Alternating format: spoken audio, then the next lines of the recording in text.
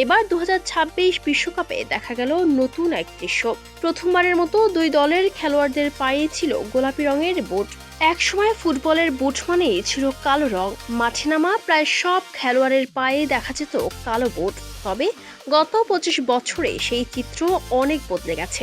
বড় বড় ক্রীড়া সরঞ্জাম নির্মাতা প্রতিষ্ঠানগুলো বুটে এনেছে নানা রং আর নকশা। লাল, নীল, হলুদ থেকে শুরু করে প্রায় সব রঙই জায়গা করে নিয়েছে ফুটবলের মাঠে। প্রশ্ন হচ্ছে, এত রং থাকতে এবারের বিশ্বকাপে গোলাপি কেন? বিশ্বকাপে ফুটবলারদের মধ্যে কেউ পরেন নাইকির বুট, কেউ অ্যাডিডাস, কেউ বা পুমা।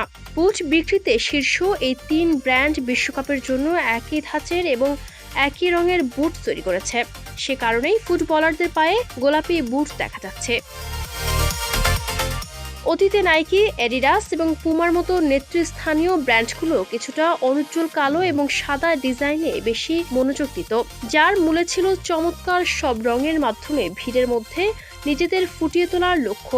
তবে এখন আবার ট্রেন্ডিংয়ে গোলাপি রং। 2024 সালে ভোক্তা ট্রেন্ড পূর্বাভাসকারী প্রতিষ্ঠান WGSN এর ভবিষ্যৎবাণীতে বলা হয়েছিল 2026 সালে আধিপত্য বিস্তার করবে ইলেকট্রিক ফুশিয়া, মানে গোলাপি ও বেগুনি রঙের মিশ্রণে তৈরি অত্যন্ত উজ্জ্বল এবং চোখ ধাঁধানো একটি রং। এই ভবিষ্যৎবাণী নাইকি, অ্যাডিডাস এবং পুমার ডিজাইন বিশেষজ্ঞদের কতটা প্রভাবিত করেছিল তা নিশ্চিত করে বলা না গেলেও গোলাপি বুটই এখন ফুটবলারদের পায়ে দেখা যাচ্ছে। প্রস্তুতকারক প্রতিষ্ঠানগুলো যখন নতুন বুটের ডিজাইন শুরু করে তখন তারা WGSN এর মতো প্রতিষ্ঠানের সঙ্গে পরামর্শ নেয়, আর এই প্রক্রিয়াটি শুরু হয় 2 বছর আগে। এর মাধ্যমে তারা জানতে পারে যে পণ্যটি যখন শেষ পর্যন্ত দোকানে যাবে তখন কোন কোন রং, থিম এবং স্টাইলগুলো বাজারে জনপ্রিয় থাকবে।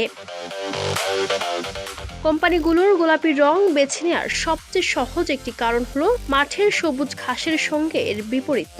আপনি টেলিভিশনে খেলা দেখেন, স্টেডিয়ামে বসে দেখেন কিংবা আপনার ফোনে স্ক্রল করেন, সব জায়গাতেই এই রংটি দারুণভাবে চোখে পড়ে। এমনকি স্লো মোশন ক্লিপ বা স্টেডিয়ামের ফ্লাড লাইটের নিচে খেলা দেখার সময়ও গোলাপি বুটটি স্পষ্টভাবে দৃশ্যমান। সব মিলিয়ে এটি অত্যন্ত সহজে চোখে পড়ে। Desk report, campus Times.